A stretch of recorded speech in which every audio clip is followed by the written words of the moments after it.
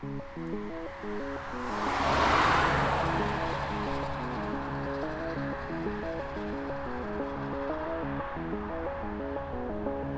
name is Scott Ryder. I work at Horsepower Motor Works. I'm sitting in a 1938 Mercedes 170 VS Alpine Racer, which is serial number 1 of only 10 built.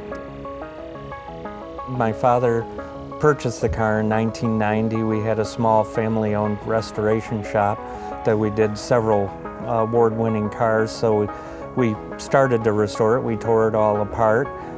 But as you know, the shoemaker has the worst shoes, it got put on the back burner for a long time. And then when our business closed and I started over here at Horsepower Motor Works, my father worked on it, pretty much day in and day out.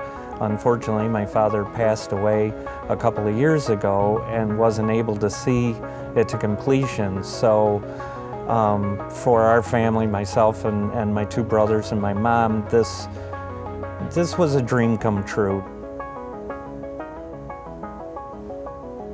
This is serial number 1 of 10 170 VS built.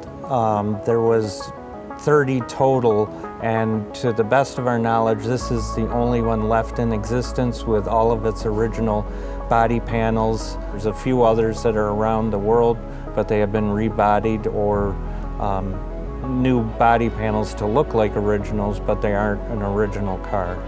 It was in pretty rough shape when we purchased the car, when my dad purchased the car, because it is an off-road and alpine racer.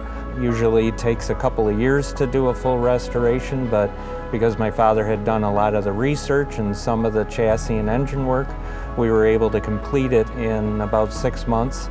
And so to have it finally win and win an award and have my mom drive up with me to receive the award was very, very touching. It was difficult, especially the last probably 2 months or so of 7 days a week and 10-hour plus days. But yes, it's a lot of work, but it's also very, very rewarding when you see it like this. And actually, the weekend before we went to Amelia Island, I invited a lot of my father's and family friends over to see the car that have seen it in many different shapes and in tough shape through the years. So the way that the Amelia Island Concours works is they come around and hand out ribbons for best in class, second in class, stuff like that. But the purple ribbon is the special ribbon to get, which this car received a purple ribbon, which, as you can expect, we were all very excited about. So we drove it up to the podium, and my mom and I, and so a fellow by the name of Jackie Ix, who's a world famous, very, very good Le Mans driver, presented us with the Chairman's Choice Award. The chairman of the concours picks out a car of significance and restoration, just kind of his best of choice. The rest of the day we spent showing off our award and being very relieved, because we had a big push to get this car done in time for the concours, so it was all of our efforts were paid off when we drove it up to the podium and took home an award and a lot of excitement. The car was built under Adolf Hitler's kind of demand, actually, because other manufacturers were winning the off-road, the alpine racing, Auto Union, and some English stuff. And so he asked Mercedes to build a car that would beat him. And so in 38 and 39, they built these 30 cars between the 170 and the 220. And they were actually very, very successful. And most of the races were quite long, being off-road. They were about up to 1,000 miles long. And so this car raced extensively through 38 and 39. And then we kind of lost track of what happened to it, where it went. But in 1950, it was brought over to the States by a serviceman. He found it over in Germany. And then it went through a few different owners till my father purchased it in 1990. We do have photos of this car racing in black, and it's also believed to be the only black one that raced. and because it's serial number 1, we figured, it was the first one out, why not make it black?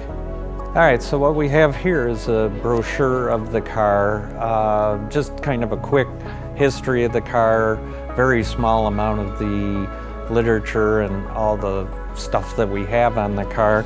And the front page is a picture, an overview of the car, which was photographed by Steve Rossini. And then here is a picture of our actual car racing with the 211 on the hood and the license plate.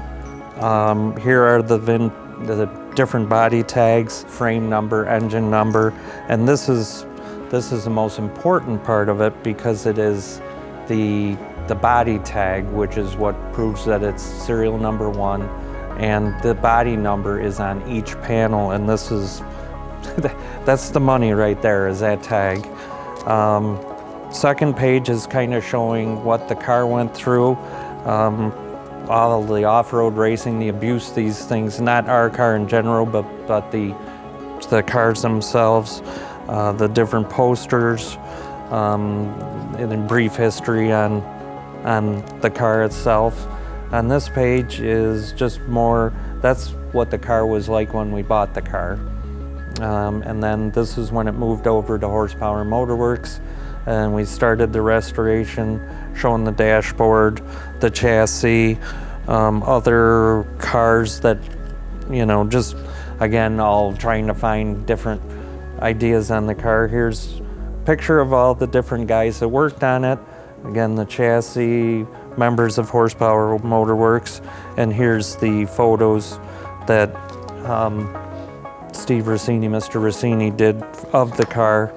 And so this is to hand out to interested parties, prospective buyers, whatever, and then again, if they're really interested, we have a lot of other information on the car. The car is for sale. It's already entered into the Greenwich, Connecticut concourse, which is in the last weekend in May, early June. It's hopefully going to go to a new home. Now that we're all done with it, I'd like to thank all involved. First and foremost, Paul Zelter and Angel Boev, Craig Van de Waal, Tim Schmaltz, Tim Bruder. There was several other people that I had to get parts from, and all that, rushed parts to us. New Era Performance machined a couple of parts for us. Definitely a team effort.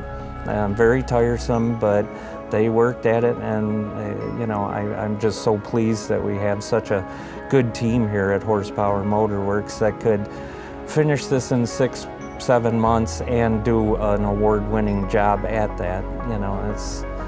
You can finish a car that quickly, but to be able to win at a concourse is going above and beyond. So, thank you.